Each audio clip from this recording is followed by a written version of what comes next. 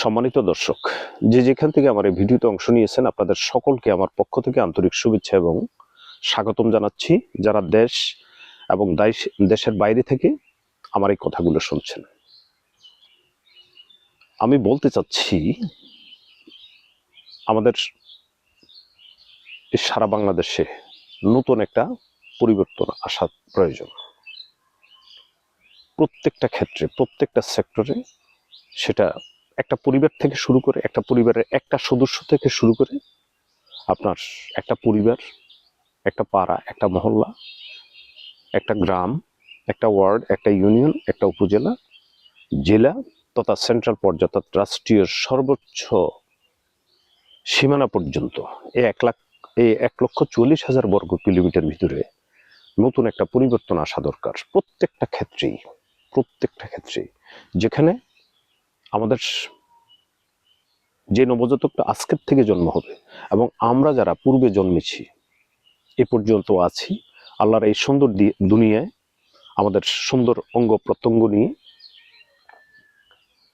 আমরা সবাই যাতে নিরাপদ থাকি এবং পরবর্তী প্রজন্ম যারা আসতেছে তাদের জন্য সুন্দর একটা রাষ্ট্রীয় কাঠামো যাতে প্রস্তুত হয় এবং সুন্দর একটা দুনিয়া এবং সুন্দর একটা পরিবেশ, সুন্দর একটা দেশ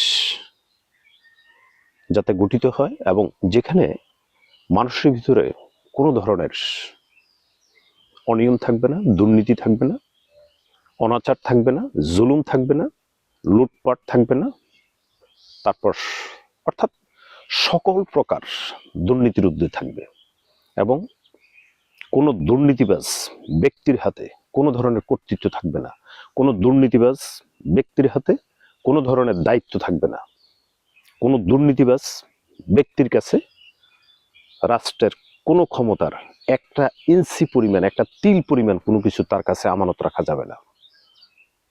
সবচেয়ে বড় কথা হলো এটা। আজকে এই সারা পৃথিবীতে আমরা যদি একটু খেয়াল করি, আমাদের এই 1,40,000 বর্গ কিলোমিটারের ভিতরে যা হওয়া দরকার ছিল সেই 1971-এর পর থেকে আজকের এই 54 বর্ষের ভিতরে আমরা পেয়েছি 0। আমরা একটা শূন্য পেয়েছি। কোনো কিছুই আমাদের জীবনে পরিবর্তন ঘটায়নি। সবচেয়ে বেশি দুঃখজনক হলো আমাদের এখানে যারা সবচেয়ে বেশি দুর্নীতির সাথে জড়িত তারা আমাদেরকে পরিচালনা করেছে। সবচেয়ে বেশি করাপশনের সাথে জড়িত যারা, তারা কোনো দায়িত্বে ছিল বা এখনো আছে, যারা সবচেয়ে বেশি খারাপের সাথে জড়িত ছিল তাদের কাছে ভালো জিনিসটা আমানত ছিল। এগুলো আমাদের সমাজ, রাষ্ট্র এবং সবকিছু। অতএব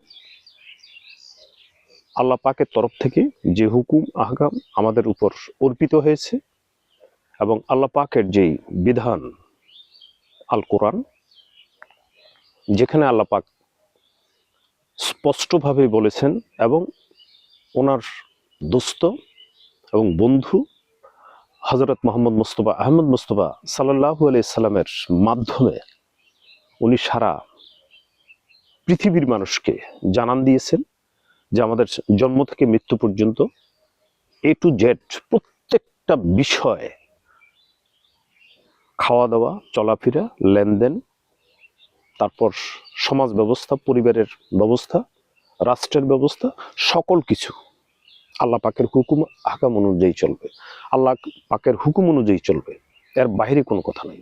যেহেতু মৃত্যু আমাদের জন্য অবধারিত, জন্মের একটা সিরিয়াল কিন্তু আমাদের সবার আছে, কিন্তু মৃত্যুর সিরিয়াল কিন্তু আমাদের কারণ নেই। কখন কার মৃত্যু হবে কেউ বলতে পারবো না এবং কেউ বলতে পারবে না। অতএব আল্লাহ পাকের তরফ থেকে আমরা অন্তত এটুক ধারণা করছি, যেহেতু আমাদের মৃত্যুটা নিশ্চিত, যে কোনো মুহূর্তে হতে পারে, সেক্ষেত্রে আমরা আল্লাহ পাক এবং ওনার দোস্ত